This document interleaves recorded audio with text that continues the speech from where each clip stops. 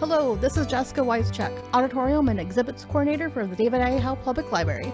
Tonight we have a special audio drama presented by the Valley Theater as part of the 2021 summer reading program, Tales and Tales. When a man inherits a home from his great aunt, the family goes to see the old place only to find that things aren't what they seem. Sit back and enjoy the tale of Aunt Velma's House of Horrors. Dad, can you hurry up? I can't wait any longer. I'm trying. The key doesn't seem to fit. Why do we have to park way back in the road? Well, it's so muddy, I thought we might get stuck in the driveway. Speaking of stuck, this key won't budge. Maybe it's open? I doubt very much that they would leave it unlocked. That would be incredibly... Oh, Gee, what do you know? okay. Finally! Now, where's the bathroom?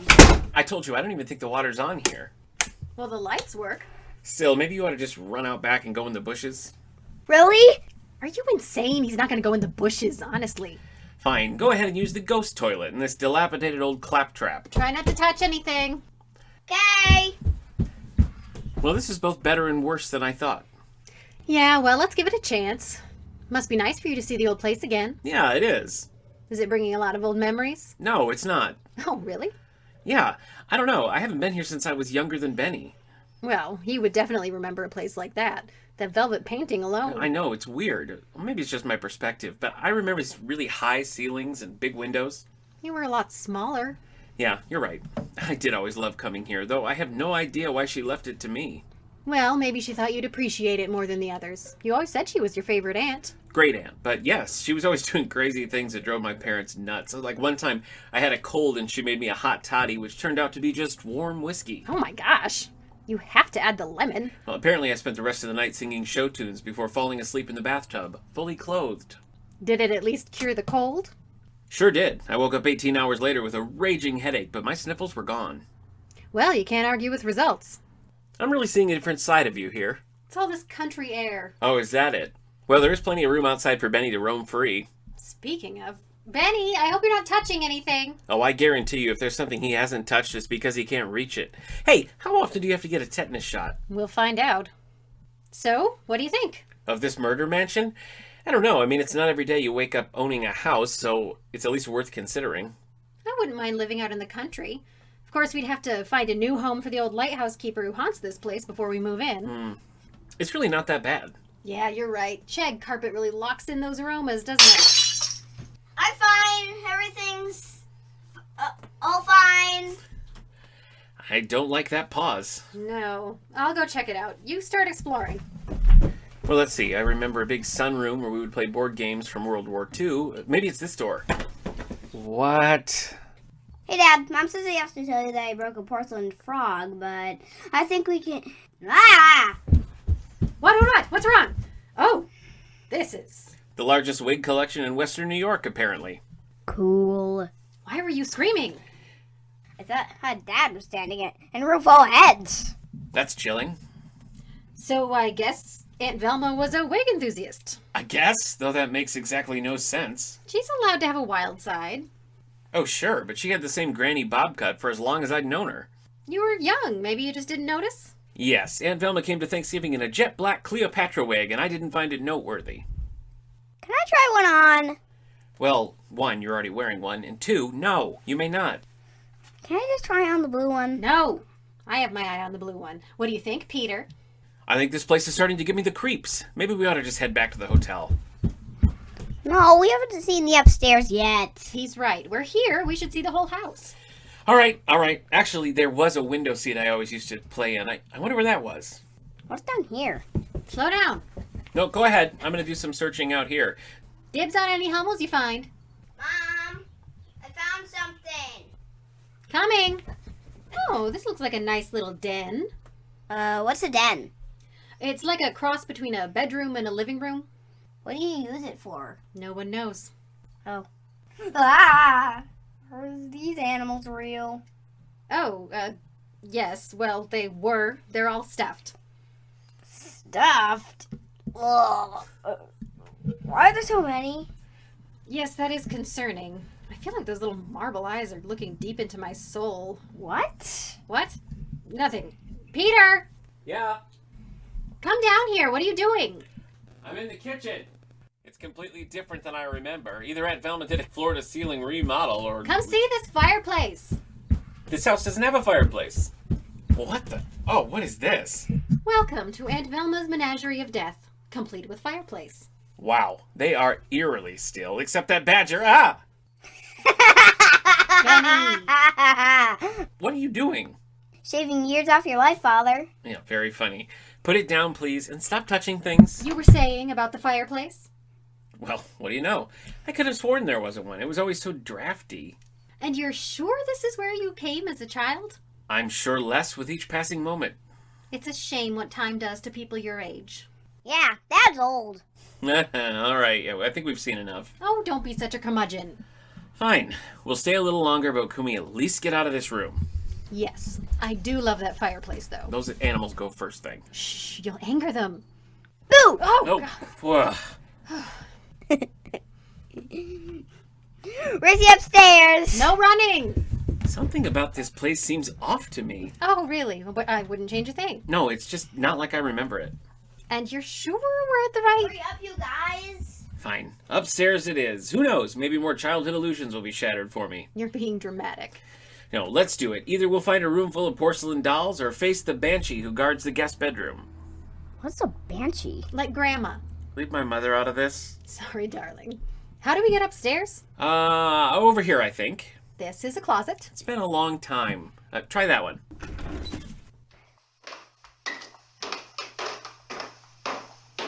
There you are.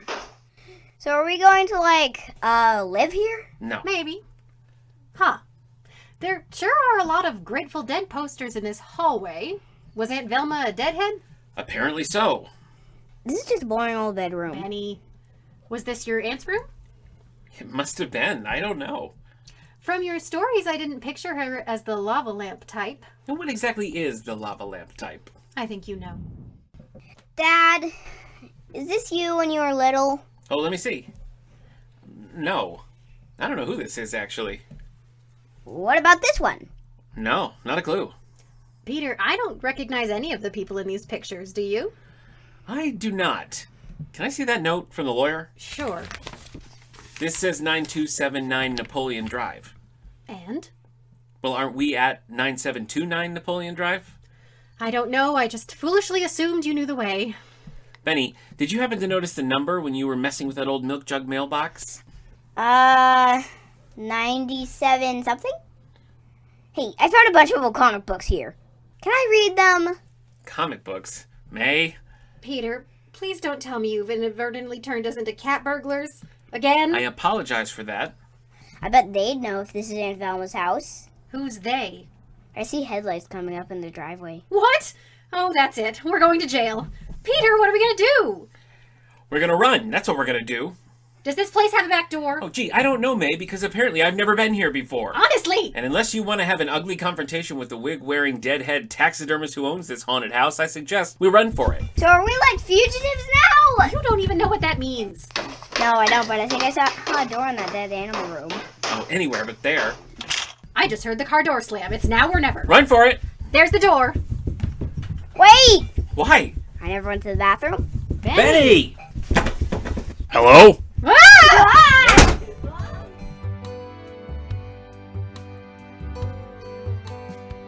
Thanks for listening to this audio drama from the Valley Theater. Now please enjoy a rebroadcast of last year's radio play, Dragnet the Big Small.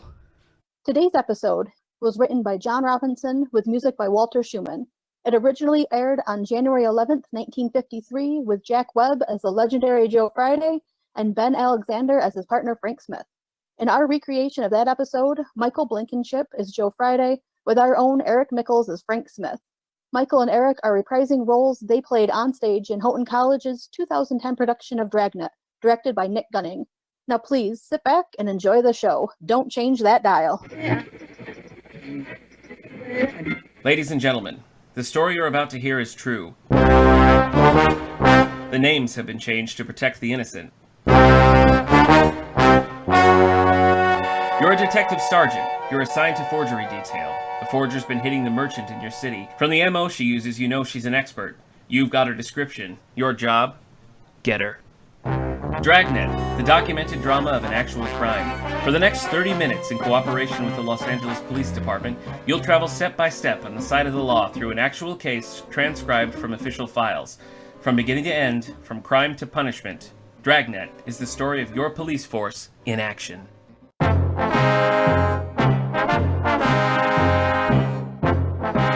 It was Wednesday, February 6th. It was cool in Los Angeles. We were working the day watch out of forgery detail. My partner's Frank Smith. The boss is Captain Welsh. My name's Friday. I was on my way back from the forgery office, and it was 10:22 a.m. when I got to the mug room.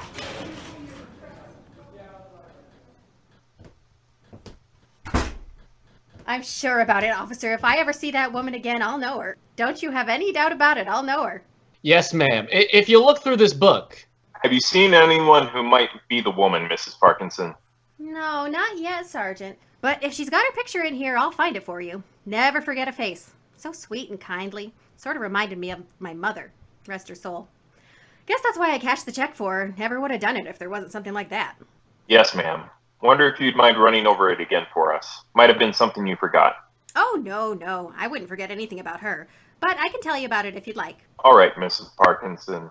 If you tell us from the beginning. Fine. Would you mind calling me Ethel? I don't much care for formality. Feel better when people call me by my given name. Surely, ma'am.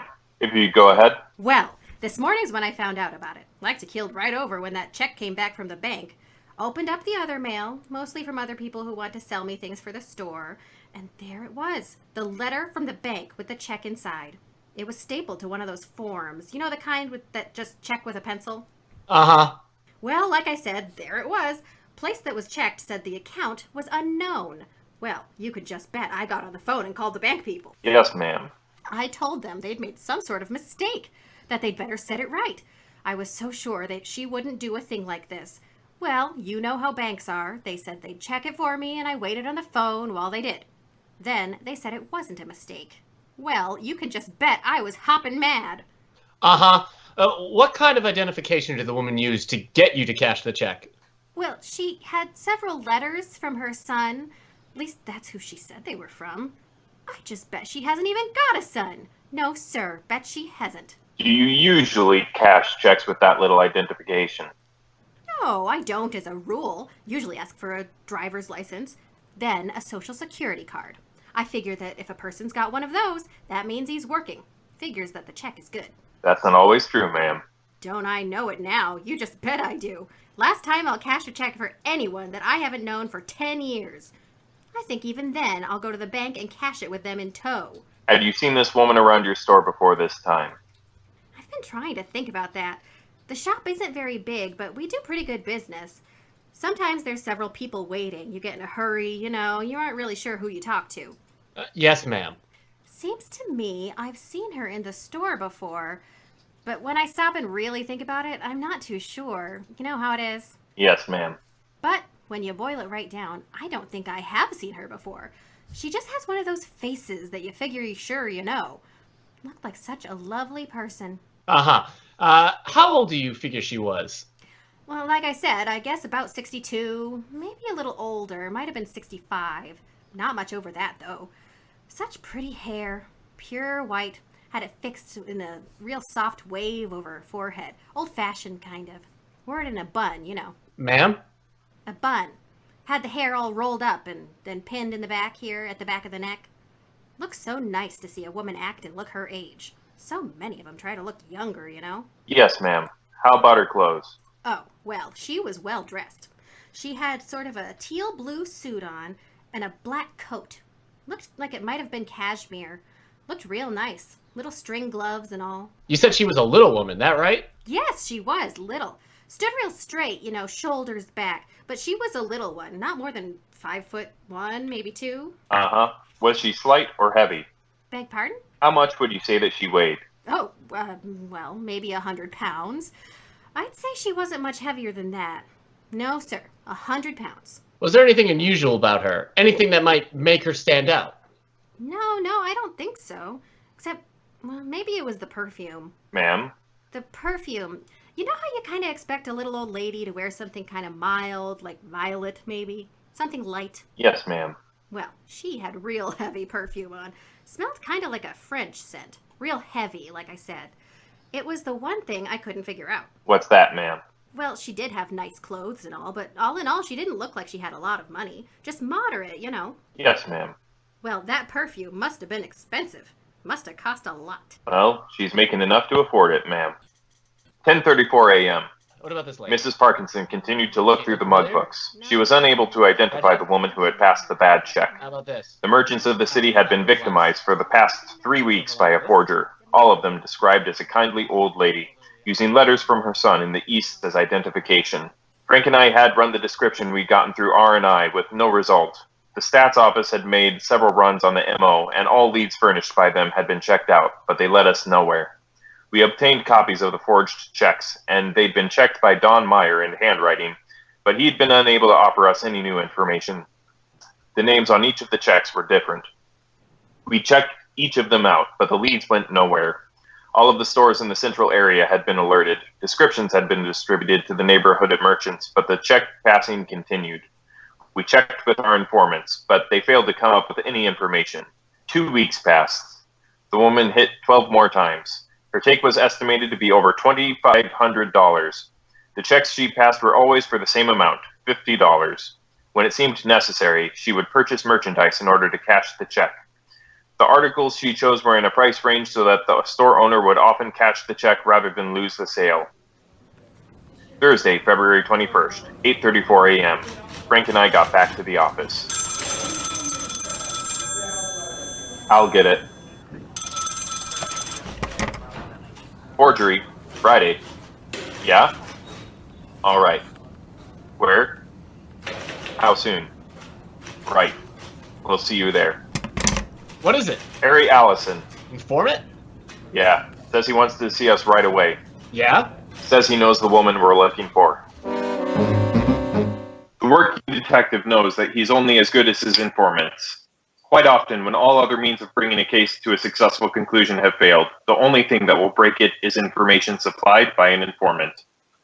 Because of the fact that most of them are either thieves themselves or associates of thieves, they can usually be relied on to come up with something on a case.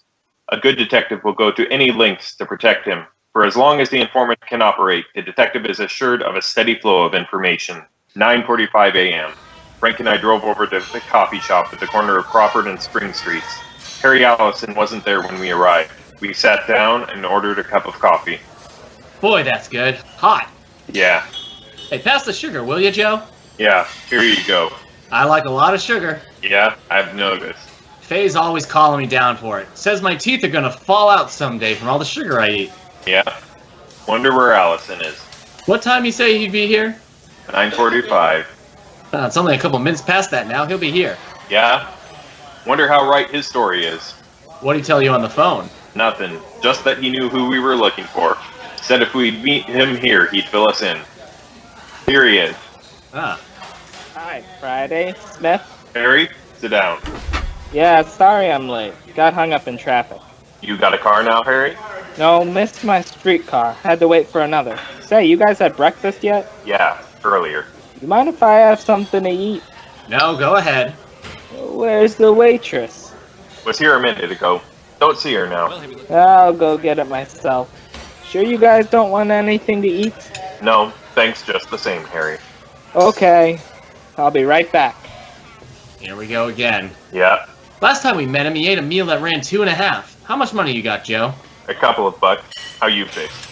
Not much better. Well, let's hope that he doesn't order too much. I bought some more coffee for you guys. No thanks, Harry. I'll be up in a minute. How about this information, Harry? About the paper hanger. Oh yeah, funny the way I got it. That right? Yeah, I was up in Jack's bar last night, you know, just having a beer, shooting the breeze. All of a sudden, this old broad comes into the place. Kinda set everybody back on their heels, looks so nice. Yeah? Go on.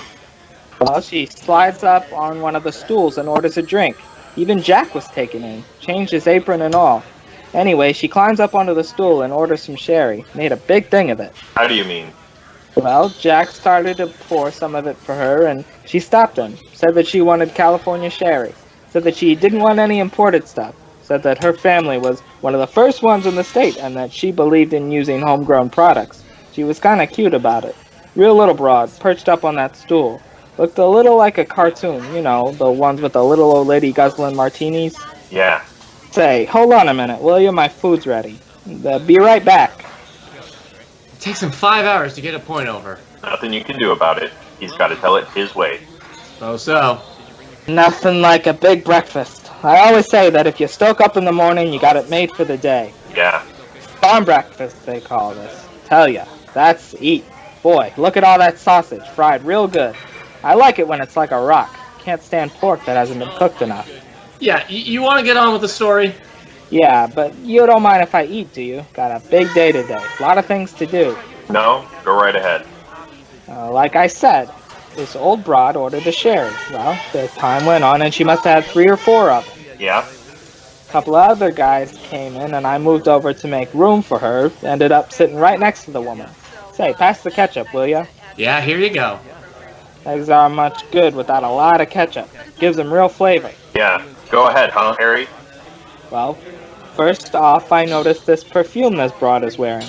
Well, now I tell you, it's been a long time since I smelled anything like that. Really heavy, like the stuff they sell in France. Yeah? Didn't fit the woman. No, sir, didn't seem to go with the rest of her. I tried to strike up a conversation, you know, talked about the weather, stuff like that, but she wouldn't have none of it. She didn't actually tell me, but I could tell the way she answered me, you know, kinda cool. What makes you think she might be the one we're looking for? The way she looked, the way she worked. What do you mean, the way she worked? I'm getting to it. Anyway, after she's had the sherries, she reaches into her purse to pay for them. Fumbles around in it for a while. Well, I couldn't help seeing what was in it, you know, with sitting right next to her and all. Yeah? Well, she don't come up with any money. And then she starts going through her pockets. Still can't find any money. Finally, she asks Jack. That's the bartender. Yeah, Jack. He owns the place. She asks him if he'll cash a check. Yeah? Well, now I ask ya. Either one of you know Jack? No, don't think so. No, I don't. Well, Jack wouldn't cash a check for the treasurer of the country. Not even if he had the president to vouch for him. Been stung too many times. Uh-huh. Well, this old broad gets to him. I can see him start to go. He kind of hems and haws around, and all the time he's trying to figure out a nice way to say no to her. Finally, he just ups and says it. Right after, he kind of waits and expects her to tell him off for being so mean to somebody like her, but she doesn't. Just kind of hunches her shoulders and then starts digging in her purse again. Takes everything out, puts it on the bar. Yeah? Well, it happens that her driver's license is laying on the bar right in front of me. I couldn't help but read it, you know? Yeah, we know.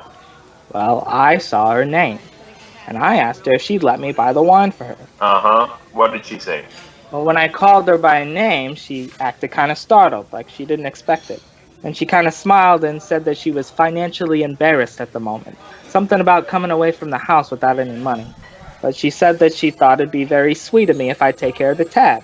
So I paid Jack the money, and then I asked her if she'd like another one. She said that she didn't think so, and then she got all her stuff together and put it back into her purse and thanks me. And she got up and left. Yeah? Well, what was the name on the driver's license? You remember it? Yeah, I got it written down here someplace. After she left, Jack and me got to talking about her. And then it hit me that she might be the one you're looking for. So I jotted down the name. You ever seen this woman before, Harry? Nope, never laid eyes on her before she walked into Jack's last night. Here it is. That's the name at the top of the paper. Right under, it's her address. The name on the piece of paper was Lillian Holstead, a new name in the case. It gave an address out in Bel Air. Frank and I called the name into R&I, but they had no record on anyone answering that description. We paid the check and thanked Harry Allison for the information. Then we drove out to the address. It was a large house just off Sunset Boulevard. Mrs. Holstead wasn't in, but the maid told us that we'd find her husband at the Holstead School of Dramatic Arts. She gave us the address, and Frank and I drove out to the school. It was located in a large, modern building on Wilshire. When we got there, Mr. Holstead was working with the advanced class in the drama section. We took a seat at the rear of the auditorium and waited for him to finish. If you are doing a count, you must be a count. You must learn to live like a count. Your actions must be those of a count. When you do Juliet, you must be Juliet. You must understand her. Understand her, not just the way she might look, or the way she might react to one specific situation. but you must know how to react to any given situation at any given time. In short, don't act. Live. All right, that's enough for today. Mr. Miles will be ready for the makeup class by the time you get there. Sorry to have kept you overtime. Mr. Halston, there's some police officers here to see you. To see me? Yes, tell them that I'll be along presently, will you? Right away, sir. Mr. Halstead will be right with you. You gentlemen wish to see me? Yes, sir. You're Mr. Holstead? That's right. Police officer, sir. This is my partner, Frank Smith. My name's Friday. How do you do? What is it you'd like to see me about? Can you tell me where your wife is, sir? Lillian? She's out of town. Why? What do you want with her? Could you describe her for us, sir? Certainly. I don't understand what this is all about, though. Just a routine investigation, sir. Routine? What's that mean? Just that we're conducting an investigation, and a woman with the same name as your wife comes up. We're just checking it out. Now, if you could give us a description of your wife. Well, let's see. Lillian's 36. I'd say she's 5'6.5". Weighs maybe 130. What color is her hair, Mr. Holstead? Before she left, it was sort of an auburn. Lillian said something about dyeing it red. Might have done it since she's been gone. Where is your wife now, sir? She's back in Washington. They're holding a drama festival, and she's back there looking it over. Do you have a picture of your wife here, Mr. Holstead? Yes, I have one on my desk in the office. Wonder if we could see it. Surely, we can go out this way. Tell me what this investigation you're working on is all about? Not right now. Uh-huh. Cloak and dagger stuff, huh? No, sir, it's not exactly that. Here's the picture. Lovely woman. Been a great help here at the school. Yes, sir. How long ago was this picture taken? A couple months ago. How long has your wife been out of town? A week or 10 days. Something like that. Uh-huh. Your wife drive a car, Mr. Holstead? Yes, sir. She does. Oh, I get it now. You're here about the license. Sir? Lillian's driver's license. That's what you're here about, isn't it? I don't understand, sir. Oh, now, you don't have to be cagey with me. Lillian lost her driver's license some time ago. Asked me to get her a new one. I didn't quite get a chance to do it. You found it. That's what it is, isn't it? No, sir. We think your wife's license has been used as identification by a check forger. Do you know where your wife might have lost the license? No, we don't know exactly. It must have been about 3 months ago. She says she dropped it here at the school, but I've looked all over for it. Haven't been able to find it. I think she just left it someplace. She's awfully careless about things like that. Yes, sir. Well, thank you very much, sir. Is this about that old woman that's been forging the checks? Why do you ask that, sir? Well, that's another thing I've been meaning to call you about. I was reading the paper one night and all of a sudden it hit me. Sir? Well, I could be wrong, but I think I know the girl who's doing this.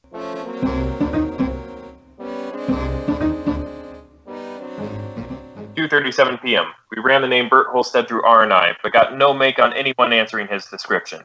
Holstead told us that he thought we might be looking for a girl he identified as Peggy Small. He told us that the small girl had enrolled in the dramatic school over a year before.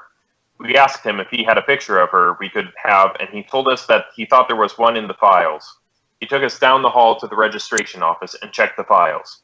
He located a picture of the girl and handed it to Frank. Just why do you think this might be the girl we're looking for, Mr. Holstead?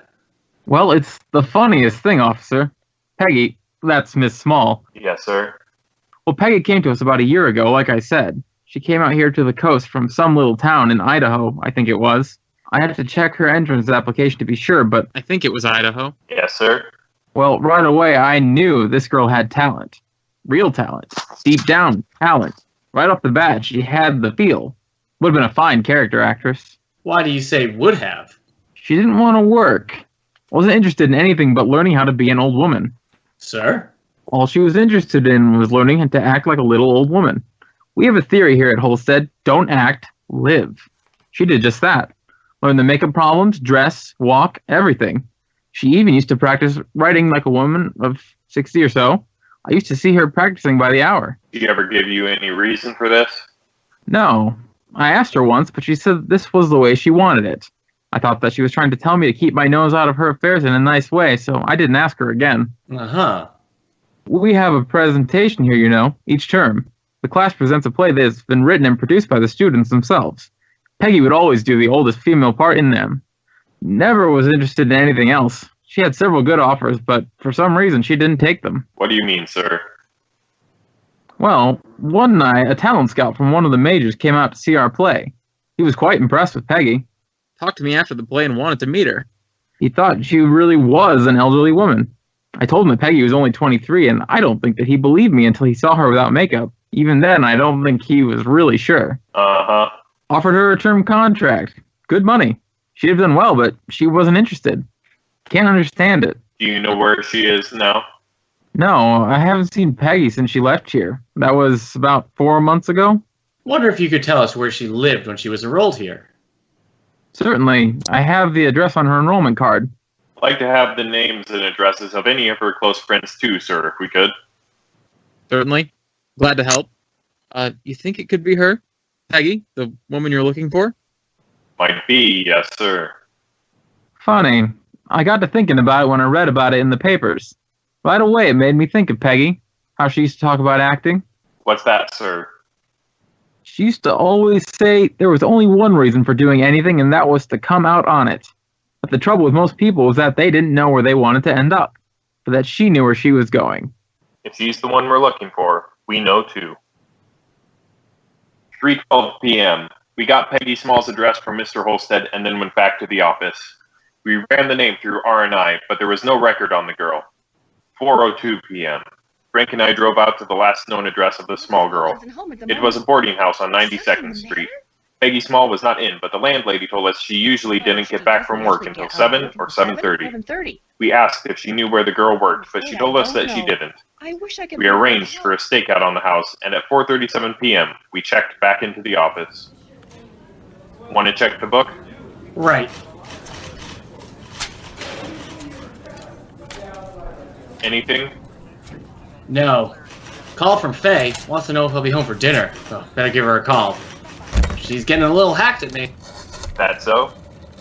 Yeah, last 3 nights she waited dinner for me, and then I didn't make it.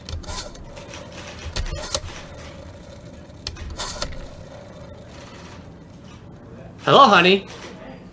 Yeah. I don't know yet. Yeah, I think so. Uh-huh. I know. Yeah. Maybe another hour or so.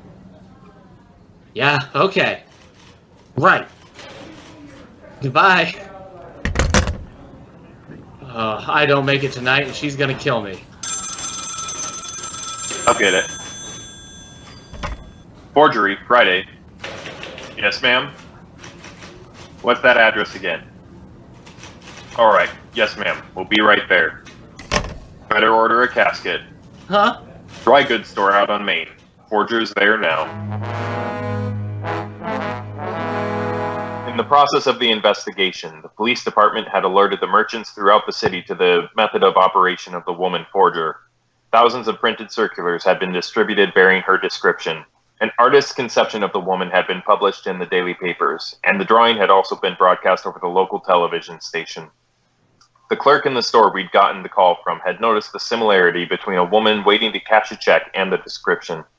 From the information we'd gotten on the hotshot, the woman was waiting for an authorization for the check. When Frank and I got to the store, we met a small elderly woman. She produced identification in the form of a driver's license, bearing the name Lillian Holstead. Frank and I asked her to go with us to City Hall for questioning. A policewoman was called, and the interrogation started. I want you gentlemen to know that I resent the implication you're making. The idea, trying to make me out to be a vicious criminal. Ma'am, we're not trying to embarrass you. We just want to get to the truth. I'm giving you that. I'm telling you what you want to know. All right, ma'am. Let's go over it again. What's your name? Lillian Holstead. Is this your driver's license? Yes, it is. Then the thumbprint on it should be yours, too. That right? I'd imagine so, yes. Then suppose we go down the hall and take your fingerprints and compare it. Look here, young man. I know my rights. You're not dealing with some little schoolgirl this time. I've lived a long time, and I know just exactly what you can and what you can't do. I know, for instance, that you can't take my fingerprints unless you want to arrest me for something. If you want to make a fool out of yourself to that extent, then you go right ahead and do it. And mark this well, young man, I'll sue you for every nickel you own. I'll let the papers know about this. They'd love to know how you treat old women. They'd just love to know. Have you been mistreated in any way, ma'am? No, and I don't intend to be. There's a man on the way down here, ma'am. A man by the name of Holstead. Wife's name is Lillian Holstead. That driver's license we found in your purse, the one you claim is yours, is registered to his wife. He's coming down here to tell us that you aren't his wife, that you stole the license, that you were a student in his dramatic school. Now, why don't you save all of us a lot of trouble? Why don't you admit that you're the woman we're looking for, that you're Peggy Small? Miss Small? All right, I lose. I guess I should have known. You mind if I take this wig off? Kind of warm in here. Go right ahead, ma'am. Good racket while it lasted. Crummy driver's license. I was doing all right, as long as I used the letters. They should have been good enough for me. Should have known. What did you do with the money, Miss Small? I've got it all. Every last nickel of it. Almost had enough, too. Enough for what? To leave this lousy town. Get out of here. Go back east. New York. Couple more pieces of paper, and I'd have had it made. Could have left. Almost showed 'em. Showed 'em good. Ma'am? Phony town. Months I pounded on doors, talking to agents, casting directors, talking to anybody who'd listen to me, trying to get a job, trying to get a break in pictures. None of them would talk to me. They wouldn't even see me. Phony town. Yes, ma'am. They wanted character women. Didn't want any young women. Character women. That's what they wanted. Well, I gotta be the best of them. They didn't want me the way I am. I wouldn't work any other way. None. Had you fooled, didn't I? Had the whole town fooled. All of them. Phony place. I was going back east. Back to New York. They know talent back there. They recognize it. They know whether you're real there or whether you're just a phony. They know it there. We know it here too, ma'am. Let's go. The story you have just heard was true. The names were changed to protect the innocent. On June 19th, trial was held at Department 89, Superior Court of the State of California, in and for the County of Los Angeles. In a moment, the results of that trial.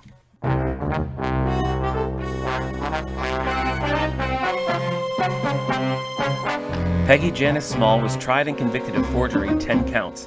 She was sentenced to the State Penitentiary for Women at Tehachapi, California, for the term prescribed by law. Forgery is punishable by imprisonment for a period of from 1 to 14 years in the State Penitentiary. You have just heard Dragnet, a series of authentic cases from official files. Technical advice comes from the Office of the Chief of Police, W.H. Parker, Los Angeles Police Department. Technical advisors Captain Jack Donahue, Sergeant Marty Wynn, Sergeant Vance Brasher. Heard tonight were Jessica Wyschek as Holstead's assistant, Stephen Van Valkenburg as Bert Halstead, Hillary Young as Ethel Parkinson, Ben Lehman as Harry Allison, Kendra Andrews as Peggy Small, Eric Mickles as Frank Smith, and Michael Blankenship as Joe Friday. Script by John Robinson, music by Walter Schumann. Nic Gunning speaking. Thanks for tuning in to this special production of Dragnet, The Big Small. To find out more about the David A. Howe Public Library, find us online at davidahowelibrary.org or Facebook, Instagram, and Twitter. Have a great evening.